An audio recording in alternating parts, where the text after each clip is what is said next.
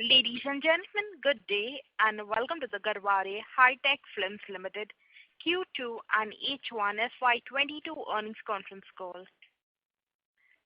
As a reminder, all participant lines will be in the listen-only mode, and there will be an opportunity for you to ask questions after the presentation concludes. Should you need assistance during the conference call, please signal an operator by pressing star then 0 on your touch-tone phone. Please note that this conference is being recorded. I now hand the conference over to Mr. Nikhil Mehta from Blue Lotus Communications. Thank you, and over to you, sir. Thank you, Lizanne. Good evening, everyone, and a warm welcome to you all. I'm Nikhil Mehta from Blue Lotus Communications. We represent the investor relations for Garware High-Tech Films Limited. Before we begin, I would like to mention a short cautionary statement. Some of the statements made in today's earnings call may be forward-looking in nature. Such statements are subject to risk and uncertainties which will cause actual results to differ from those anticipated. Such statements are based on management's belief as well as assumptions made on the information currently available to the management. Audiences are cautioned not to place any undue reliances on these forward-looking statements in making any investment decision. The purpose of today's earnings call is purely to educate and bring awareness about the company's fundamental business and to discuss the period under review. I would now like to introduce the company's management participating in today's call. We have with us Mr. C.J. Pathak, full-time director of the company, Mr. Pradeep Mehta, CFO, Mr. S. Krishnan, Director of Sales, Mr. H.S. Nair, President Corporate Affairs, Mr. D.G. Joshi, Director Commercial, Mr. Varun Krishnan, Vice President Business Development, and Mr. N. Chandramouli, CEO of Blue Lotus Communications. We shall start with the management's observation and overview of the company's performance in the second quarter and the half year gone by. Post which we shall switch over to the question and answer session. Thank you, everyone, and over to you, Mr. Pathak. Thank you, Nikhil.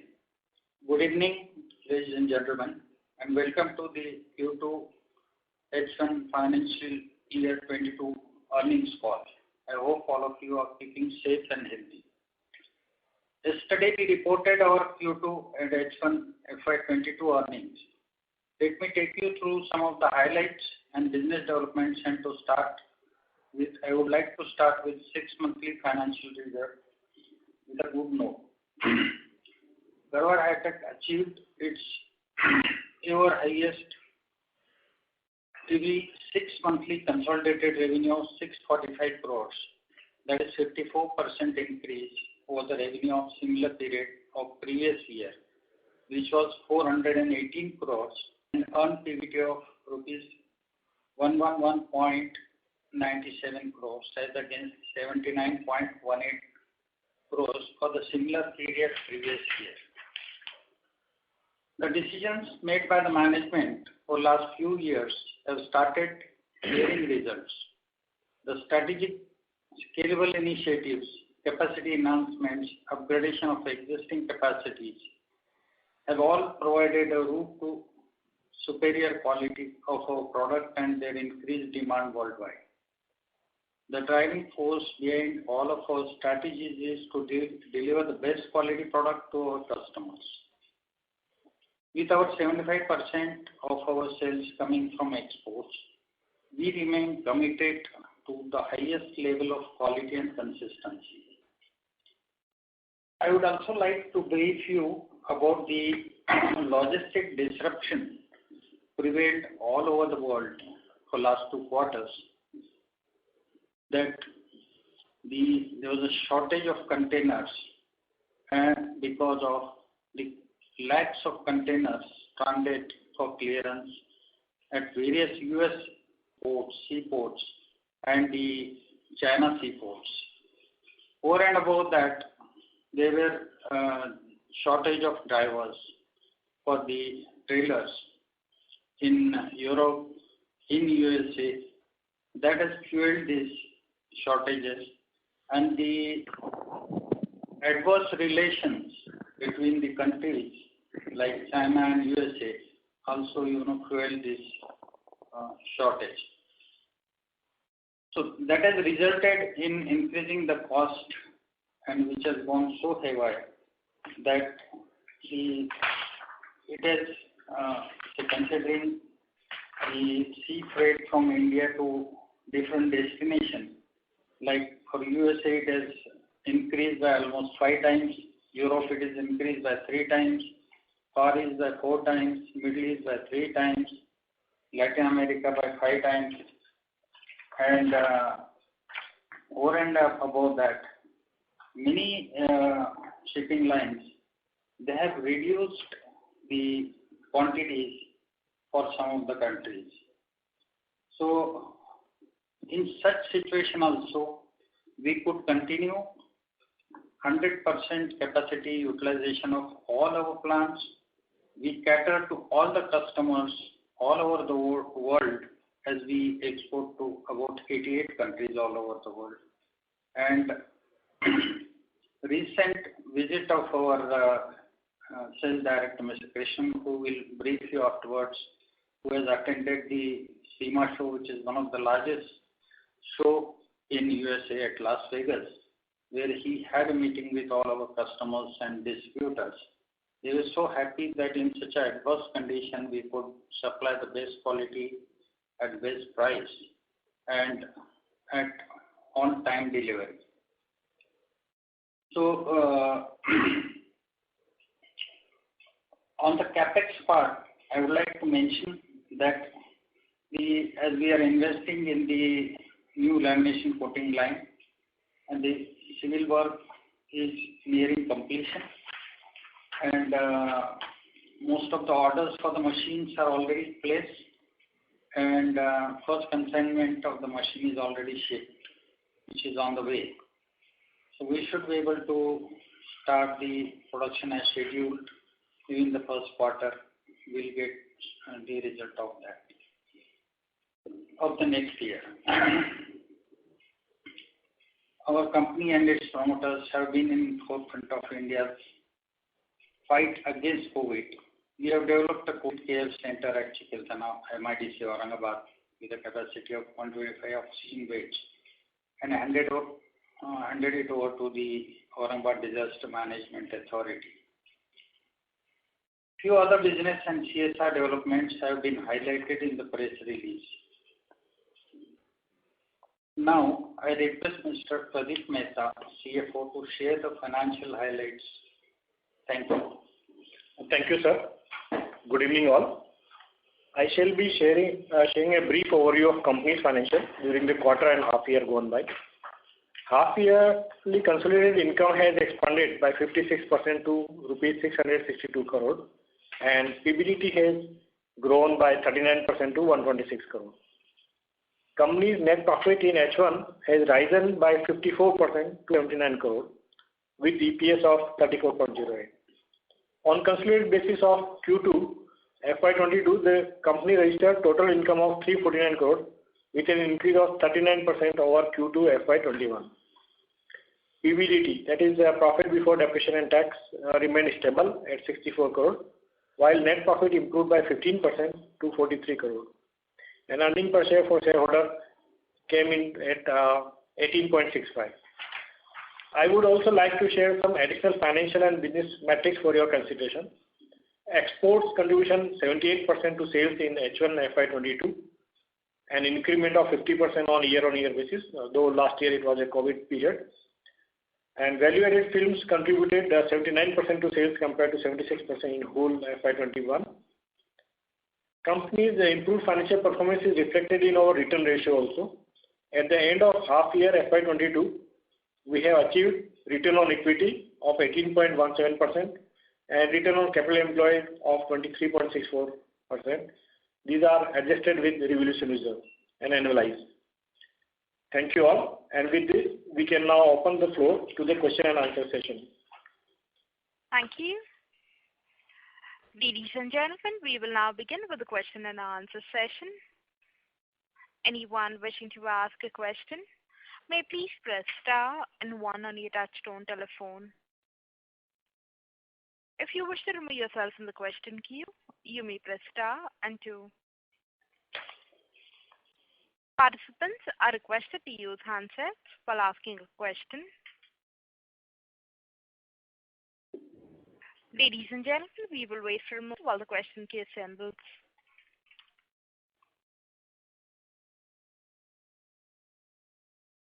first question is from the line of Sudhir Bheda from Right Time. Please go ahead. Yeah, good afternoon, sir, and season's greetings to you. Good afternoon. Am I audible? Yeah. Yeah, good afternoon.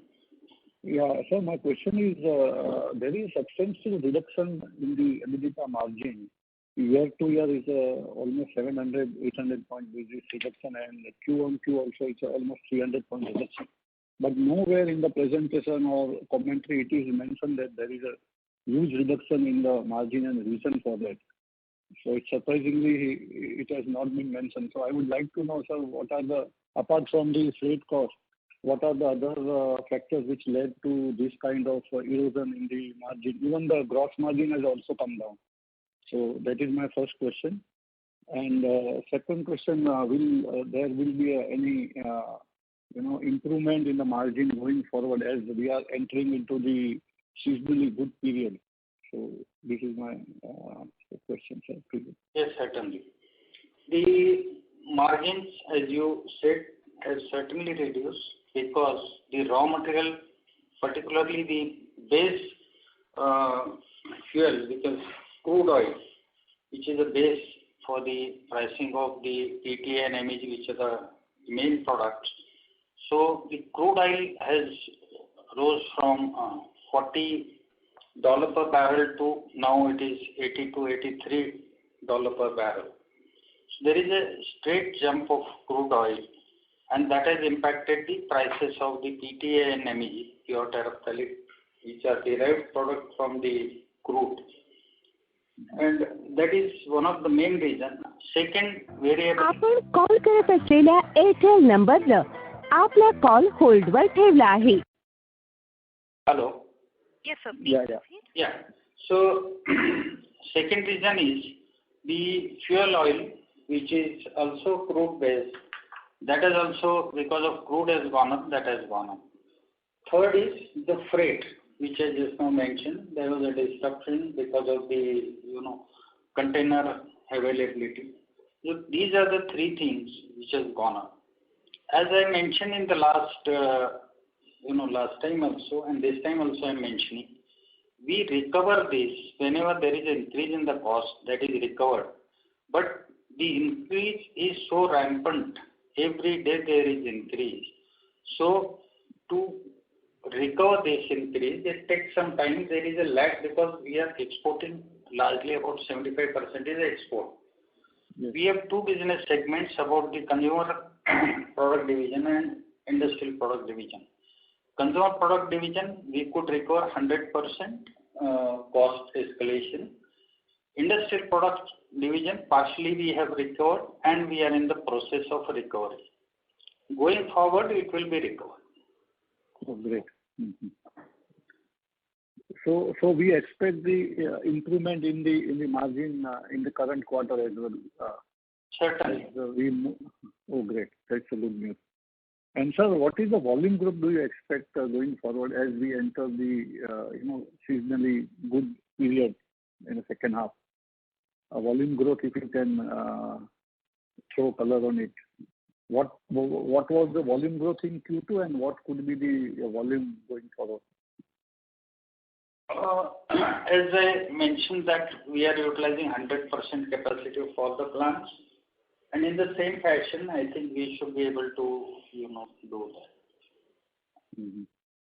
So we do not expect much volume growth unless the new capacities are available, right?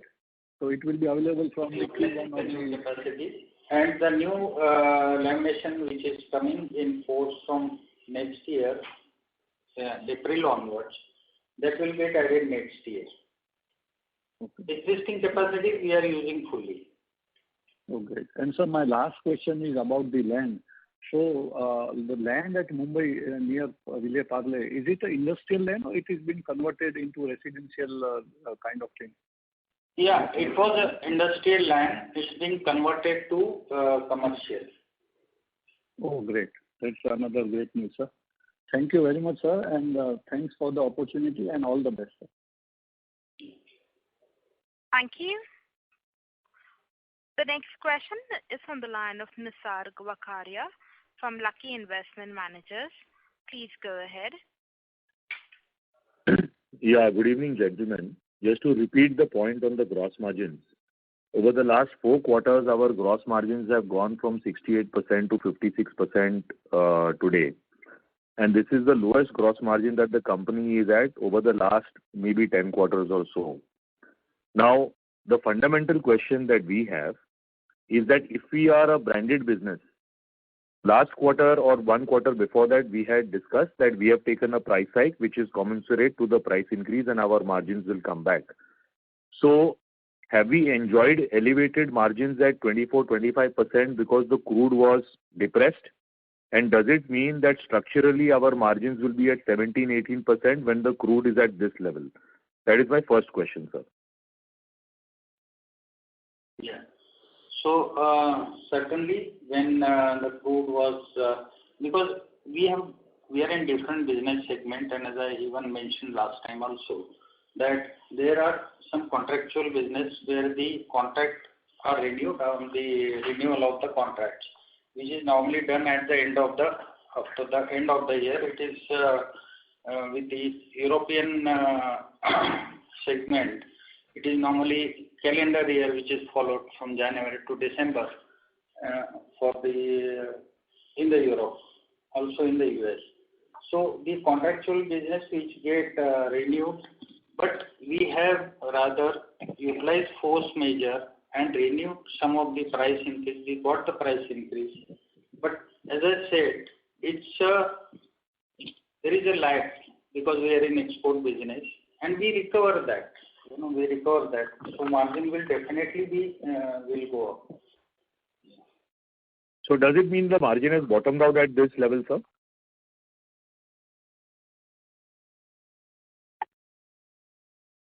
Hello? Yeah, I think we do not expect margin to go below this. And the price increases are commensurate enough for the margins to start going up in the next couple of quarters? Absolutely. Okay, so basically 18-19% is the worst case EBITDA margins that our company can do with the kind of product profile we have. Yeah.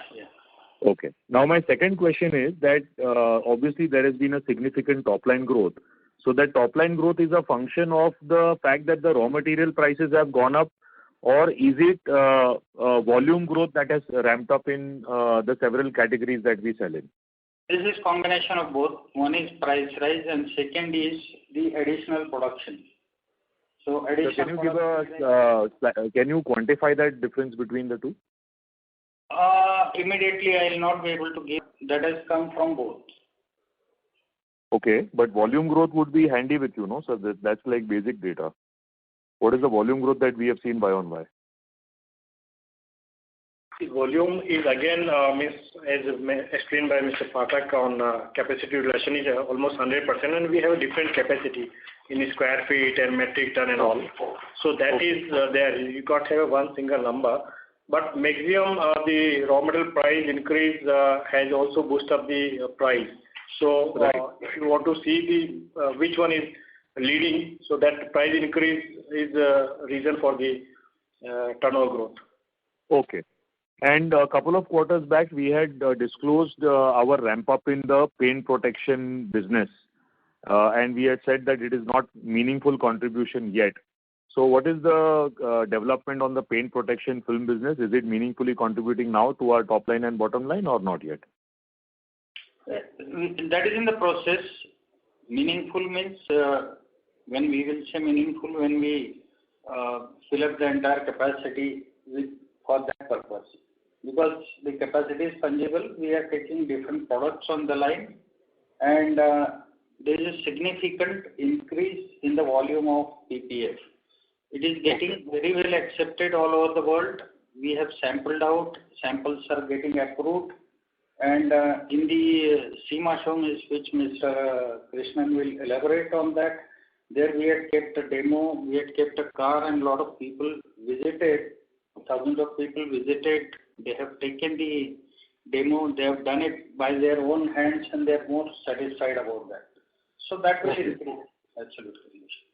Okay. And any indication you can give on the absolute top line that the paint protection business is doing today? From our initial conversations, I remember that the ultimate potential of the paint protection business was 4 to 5 times asset turnover on a 60 crore capex. So has it reached like a 70, 80, 100 crore revenue run rate yet per annum, or it's still to reach that run rate? No, segmental details I may not share, but as we projected that by the end of 23, we will, add to the top line of 300 crores, which we are quite hopeful that we will do that. We are on the right path, and great. Exactly as we planned and budgeted. Okay. And so one last small question. Typically with consumer companies, what happens is that when the raw material falls and collapses, the margins are not also passed back in a hurry. So whenever crude prices correct in a sharp fall, you will enjoy the extraordinary margins for an extended period of time, or eventually you have to pass that on back to the customers in the US? Normally we get some time, we get benefit of that when it is in decline. Normally we get advantage of that. Okay, great. Thank you so much for answering my questions, and all the very best to the management. Thank you. We'll move on to the next question. That is from the line of Ayush Agarwal from Mittal Analytics. Please go ahead. Sir, thank you for the opportunity and congratulations on a good set of numbers. Just picking up on the PPF question again, we would like to understand, why is the management constraining itself from sharing the numbers, since it's a significant project and the growth of the company depends on this particular segment. So how else would analysts and investors quantify the kind of projections, whatever we have made? So one, I would like to understand why are we constraining ourselves from giving out the number, and second, if you can qualitatively explain to us the steps that we are taking towards the PPF segment and some on-ground activities that we may have done in the last 3-5 months. Certainly, I'll request Mr. Krishnan to enlighten all of you on that. What are the steps taken and how we are progressing. At this point of time, since the capacity is being utilized for different products and we are utilizing the full capacity, we will not disclose that, but all the steps we will tell you, and as I told you, that we are on the right path and we have achieved the numbers, whatever is budgeted. So, over to Mr. Krishnan. Yeah. Good evening, gentlemen, and thank you for joining us this evening. First, I would brief you on the SEMA show, which we just participated, which was from the 2nd of November to the 5th of November at Las Vegas. This is the largest show in terms of this business, and it is a trade show which is held annually, and all leading manufacturers globally participate in this show. And this gives an opportunity for us to exhibit our product, display our product, try our product in front of the best audience available, which are the tinters and applicators of both window films and the PPF. So we had participated this year. Our booth size was double what we normally take in that show, and of course there was restriction because of COVID. Some of the international customers could not travel across, but customers in North America, as also some of the other countries, did come and view our product, test our product. And we had a display of both the window film and the PPF, and we had 2 cars which were also kept as products on which these, cars on which these products could be tried out by customers. We had 2 expert tinters. They are industry stalwarts. One in Mr. Bill Stewart. He's an expert and has almost about 3 decades of experience. He is considered as the best in the industry for PPF. He demonstrated our product, and he is, of course, on contractual terms employed with us. He is a trainer for our product in North America. and wherever the training requirement is demanded. He's been engaged by us, and he demonstrated a product. It was also covered in the PPF and Window Film magazine as a breakthrough product, and it was captured on video. It is, of course, being circulated as well in terms of the industry. The show was a great success. Everybody applauded our product. Everybody appreciated the product in terms of the ease of application. We also showed them the different aspects in terms of the scratch resistance that the product provides, self-healing property that provides, the hydrophobic property that the PPF film provides. All of those were demonstrated separately as well in terms of tests and test results, which were shared with all the customers who came across to our booth. So all in all, it was a great success. Similarly, on the window film also, similar details was shared by another colleague of ours who is employed called Fred, and he is also based out of US. So they showed to the customers on how to apply, and many of the tinters tried their hand as well in terms of our product, and this was compared with the various other leading companies who were participating, against which they found our product to be far superior than many of them available in the market. So it gave an opportunity to all customers to compare the products, to see the product, to use the product as compared to competition under one roof. They were able to do that, and our product did receive good appreciation from the crowd that had gathered in terms of the SEMA show. Now, in terms of the PPF, in what stage we are, PPF, as you are aware, the plant started production about little over 10 months ago in terms of the supplies. The stages that any product goes through in this business is we start first giving out samples to customers. After that, we start training our customers. Parallelly, we also do marketing activities in terms of advertisement and promotions. We also do online promotions to customers so that they are able to get to our distributors to or dealers in terms of trying our products and use the same.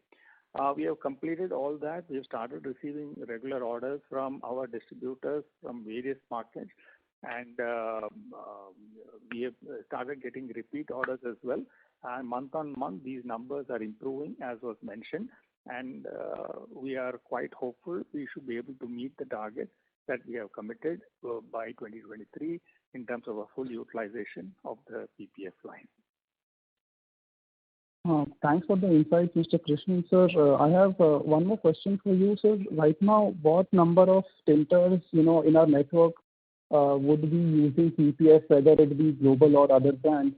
One, first is that, and the second part of the question is, how do you, plan to convert those tinters who are already using other brands to global PPF? And second, tinters who don't use, at all, how do you plan to, ask them to adapt to PPF? Okay. See, we have a whole list of tinters who are already wedded to us. Wedded meaning who have been using our window films currently. I'm talking specifically of the US market. Similar situation exists in European markets, Middle East, Far East, etc. The product in Far East, in terms of the usage of PPS, is very limited. Country to country, there is a variance in terms of how much interest is there in the PPF. US is one market where most people who buy the car also have the PPF applied, either to a portion of the car. Now, you can apply to a restricted portion, which is accident prone. So you can do that, or you can apply for a full car. So in US, it is quite a common practice to do that. In Europe, I would say the percentage is much smaller, and again, same is the case with Middle East. In Far East, that percentage is almost insignificant, meaning very small usage really on PPF. So amongst the largest market in US in particular, we have a very focused team. We have a set of trainers. What we do is all our tinters who are already on our, who are in touch with our distribution network, we have started giving them samples. We have started training them in terms of usage of our product, started selling to them, conveying to them the superiority of our product as compared to competition. And they have, many of them have started appreciating. Some of it in terms of the training was impacted in the early part of this year because of COVID. But as you're aware now, the COVID situation is far under control, is very much under control in most parts of the US as also in Europe. So we are now in a better position to go across to them. So we get groups of tinters to a particular location where our trainer goes, and then he trains them on our product. And then also he compares it with competition, as a result of which many of them get converted to start using our product. And also in the PPF magazine, which is very well read across the trade and also by all the tinters, we advertise in every issue, and we regularly advertise. In addition, as I said, we have online promotions, online advertisement of our product. We keep having mailers, we have mail blasts. So several forms of advertising are carried out in terms of promotion of our product. Thank you for the response. I'll come back in with you. Thank you. Thank you. The next question is from the line of Vivek Gautam from GS Investments. Please go ahead. Chance of merger with promoter entity with the listed companies? Sorry, your voice was not audible.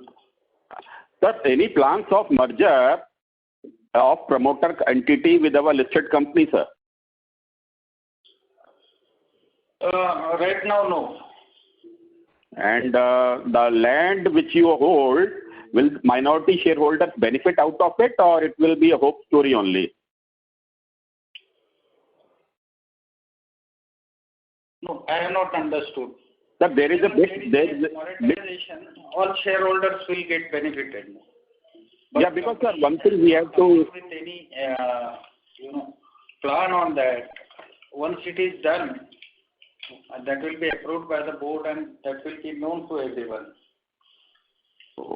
Because actually the track record of Indian promoters, to be honest, frankly speaking, has not been great as far as the land part goes, and the sharing of the profit with minority shareholders is concerned, sir. And that's a big concern. And because we have to ponder over it, the fact that in spite of good consistent performance and into B2C also foray, our price earning is quite low. And there is majorly, I believe, due to the concerns on the promoter part, which need to take care of. We have a shining example of Garware Technical Fiber from the same family, who took care of this aspect, and see the APS also increasing and price earning is also increasing. So what steps do we have in this regard, sir, to take care of the minority shareholders' concerns, sir, and we'll study that, what they are doing. So we'll come back on that. Yeah, it's very much required, sir, unfortunately. Sir, second thing was about this. We were saying that the metallizing film technology is a secret and closely guarded secret, and we are having a very good say over it. But now the Cosmo Film is also coming out with a major plant expenditure, sir. Anything you have to say on that, sir? No, I can't comment on what Cosmo is going to do. So, though they are expanding that much, I am aware, but I cannot comment on that.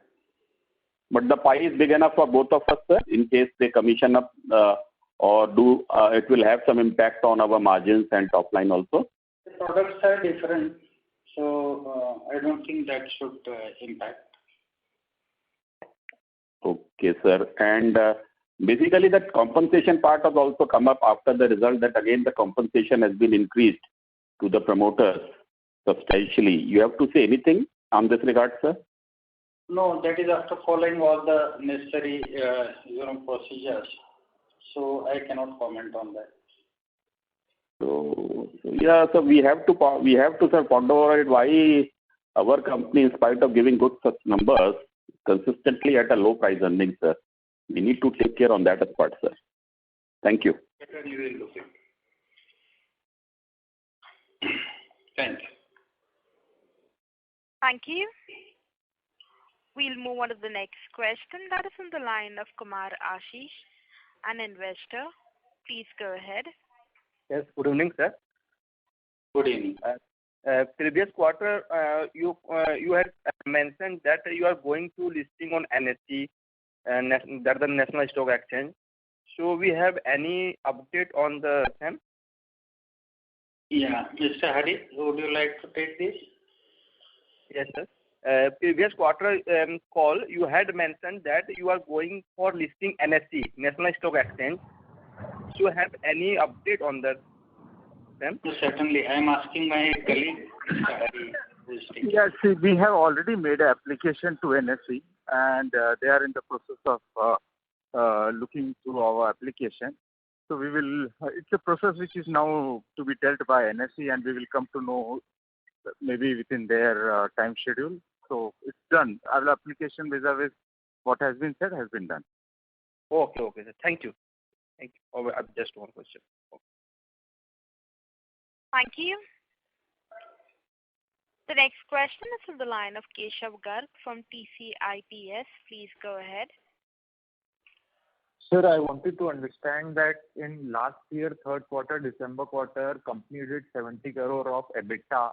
So you think that with the price increases that we have taken, that we can match or exceed that number in this third quarter of this year, what we did last year? We certainly do better, but at this point of time, to disclose on what is going to happen would be difficult to comment on that. But certainly, we are on the right path and certainly it should be better. Sir, so basically, at least can you comment that the third quarter EBITDA should be better than the second quarter? At least that much we can expect?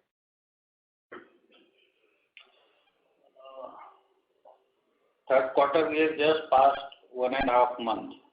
I cannot comment now on the third quarter. Sir, and also, sir, it is a little bit strange that we are operating at full capacity utilization, and I also understand that our capacity is fungible. Sir, so in that case, then why are we taking a hit on the margin? I mean, had we been operating at low capacity, then it is understandable that we are finding it hard to increase our prices. But despite operating at full capacity, I mean, why don't we just leave the low margin business and cater to the high margin business, and automatically due to the product mix, our margins will improve despite the input cost pressure? You see, we are in two different segments. That in the consumer product division, we have passed on all the, cost increase already. Industrial product division, that is, we are in the process. And I told you that it will be passed on. Where it cannot be passed on is a 25%, which is a commodity segment. In commodity, it is, if the prices increase, we might get increase. If it is reducing, we have to reduce immediately. But increase, we do not get increase many times. So that's why the company is switching over to the all specialty. And in specialty, there are, again, where there is a contract, we have used force majeure and got the increase this time because there is a continuous increase in the raw material prices. So it is relating to the industrial product, which is not fully passed on, but we are in the process and it will be passed on. Sir, so basically in CPD division, are we able to cater to the demand, or due to our basically capacity constraint, are we finding it hard to cater to the demand in CPD? In CPD, we are catering to the demand of the customers by utilizing the full capacity. We were falling short of capacity, so we have increased the capacity, and that plant will go on stream in the next year, first quarter. So that we are also hopeful that it will go on stream as scheduled. So basically, as of now, sir, is there excess demand in CPD that we are not able to supply because we are operating at full capacity? We will create, because there is always the demand goes on increasing, because we have a better products and demand is always increasing. We do not take orders which we cannot supply. Market is always there. We have to explore that market. We are not in building segment. If we install the new plant, we will go for building segment also. So demand is always there. So in building already all our competitors are there in the architectural segment. So we will definitely cater to that market in future. So since your capacity is fungible, why don't you just exit the commodity packaging business and use that capacity in the CPD division? I think you are not understanding what I am saying. These two are different business. Capacity is fungible within that segment. Consumer product division, yes, capacity is fungible. We can make PPF or we can make some single ply, another laminate on that line. Which gives us better margin, we will make that. As a company, plan when on the product where company get better margins. And the planning is always for that, to sell the capacity where company get better margins. Okay, sir. Point taken, sir. And I hope you sell that land, excess land, and do a share buyback. So thank you very much and best of luck. Thank you. Thank you. The next question is on the line of Sudhir Bheda from Right Time. Please go ahead. Sir, just a small follow-up question on the land side. As you mentioned in my question that that industrial land has been converted already. So is it a residential land it also can be constructed, or it is only commercial can be done there? Where? This Parla land. Parla land is being used for office, and that's why it is converted from industrial to commercial. So residence cannot be constructed over there? It's not a residential land and it cannot be done. It cannot be converted to residential. I am not aware whether it be converted. At present there is no requirement, so we have not explored that. Okay, understood. Okay, thanks. Thank you. The next question is on the line of Nikhil Agrawal from VT Capital. Please go ahead. Good evening, sir. Sir, do you have any succession plan in place? Pardon me? Do you have any succession plan in place? Yes, company has a total succession plan in place for all level people. Okay, sir. And so, could you tell me about your margins in the IPD and the CPD business? Due to competition issue, we don't disclose the number for margins. Yeah, but your margins in CPD are higher than IPD, right? Yeah, that is correct. Yeah. That is the correct assumption. Okay. So your CPD includes Sun Control Films and PPF only. Correct. Yeah. Sun Control Film. Sun Control is a brand under the consumer product division where we can make films which can be used for building architectural segment, for auto application, for safety application, and for paint protection film application. And there are some new developments are also which will come out. The consumer developments which are taking place will come out at the right time. Okay. And so I wanted to understand, like the commodity packaging business is what you're trying to reduce, you're trying to reduce the dependence on that since the margins are small, are lower in that. Is my understanding correct? Yes, certainly. And so there's a lot of capacity getting built up in that segment, though the market is also going up, capacity is getting built up. That is a different type of business, where you need a larger plants with higher plant capacities and higher weight, higher length with good speed. So it's a different business. So we do not want to compete there. Yes. Okay. So is it possible, like since you said your CPV capacities are fungible, you can shift the production from CPF to Sun Control. Is it possible to shift the production from this commodity packaging to CPF as well? No, because these are different segments altogether.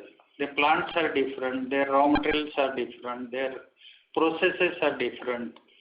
So these two segments, they are totally within the segment. Yes, within the segment we can do that. Yes, so if you want to reduce your dependence on, you can shift from producing commodity packaging to shrink labels. You can do that. Right. There we can do that. Okay, that's great. So, I wanted to understand, window films is banned in 2 countries across the world, only in 2 countries, and in India as well. So, do you see any possibility of window films getting banned anywhere across your major markets? Or do you see any possibility of the Indian government allowing films to come, people to use films going forward? Do you see any of that happening?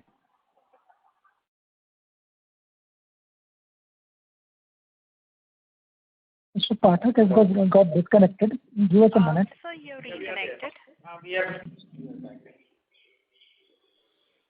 Yeah, can you repeat the question, please? So you 2 countries, I think 2 or 3 countries across the world have banned these films, and in India also it's not allowed.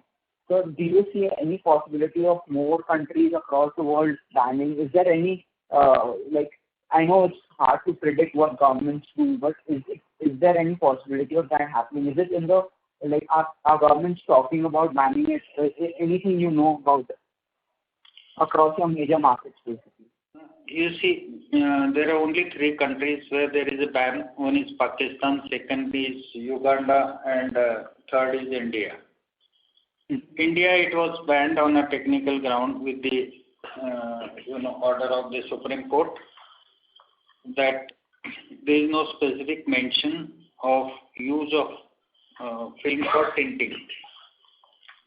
Now, the government has changed the rules, Central Motor Vehicle Rule, which governs the VLT in the motor cars, and that governs the rule for the safety glass used on the car window glasses. So that is changed recently on 1st of April. They have provided for the safety glazing, and on that we are seeking some clarifications which require some kind of testing, etc. So we are in the process. We are in that process. We are not expediting because the entire capacity gets sold and we do not have immediate spare capacity. So, but however, we are in the process. We have taken up the moment. We are taking up necessary steps for that. So that means India can also be a major market for you going forward. India is a major market. India is a major market for automobile. So definitely we will try for that. Okay. And so anything about banning, in your most of your products are exported, a major significant portion is exported to the US. So any chance of probability of this happening out there as well? I mean, banning window films over there. Rather, US is encouraging. I will give you an example of one of the states in US that they have noticed that the study which was conducted in US noticed in that particular state that the left hand of the car drivers are getting skin irritation or skin issues. So government has come out and changed the rule that people should use the darker film on the left side window of the car, because that side a lot of sunlight is coming, and because of the UV, that skin issues are cropping up. So, and just to overcome that tinting issue of the dark film, they have also advised to put 2 side mirrors. So, the government is going to that extent and putting it because it has distinct advantages of putting it. There is no disadvantage. So most of the developed countries, they are in favor of that. Okay, that's really great. So just one last question. I wanted to understand about this new metallizer installed there in the PPT. So which segment does this cater to? Metallizer is part of. Metallizer is we are primarily using for the consumer product division. CPD.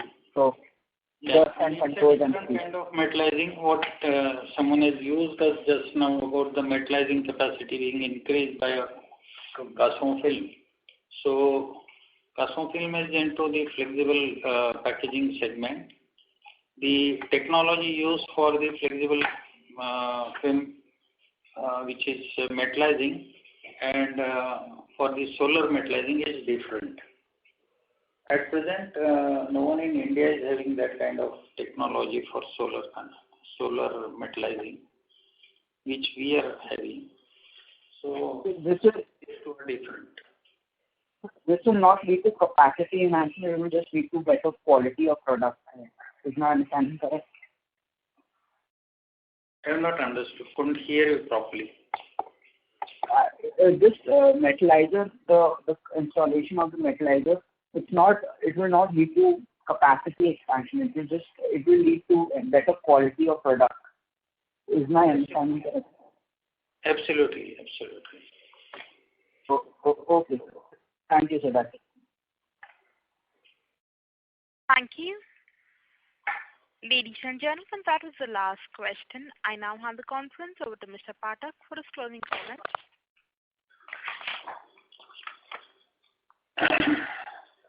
Thank you, ladies and gentlemen, for participating in today's earnings call and for your continued interest in Garhware Hi-Tech Films Limited.